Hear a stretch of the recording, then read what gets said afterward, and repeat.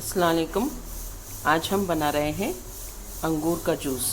देखिए हमारे पास ये ब्लैक अंगूर हैं, इन्हें हम धो के साफ़ करके जूसर में डाल देंगे। देखिए अंगूरों को धोकर हमने जूसर ब्लेंडर में डाल दिया है।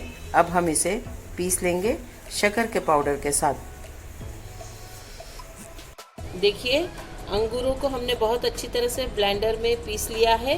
अब हम इसे छान कर अलग कर लेंगे, पल्प निकाल देंगे और पूरा जूस हम एक बर्तन में कर लेंगे।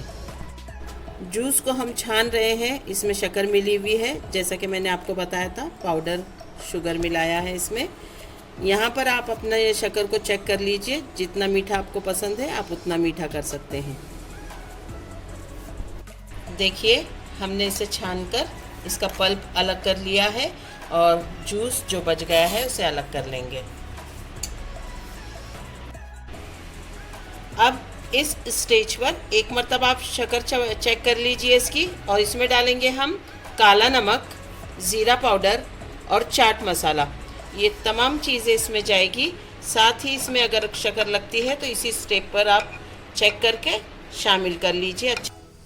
तैयार है अंगूर का जूस। गर्मियों में इसे बनाइए, इसके मज़े लीजिए। अल्लाह ताला आपके दस्तरखान पर बहुत सारी बरकतें और नेमतें अता फरमाए। दुआओं में याद रखिए।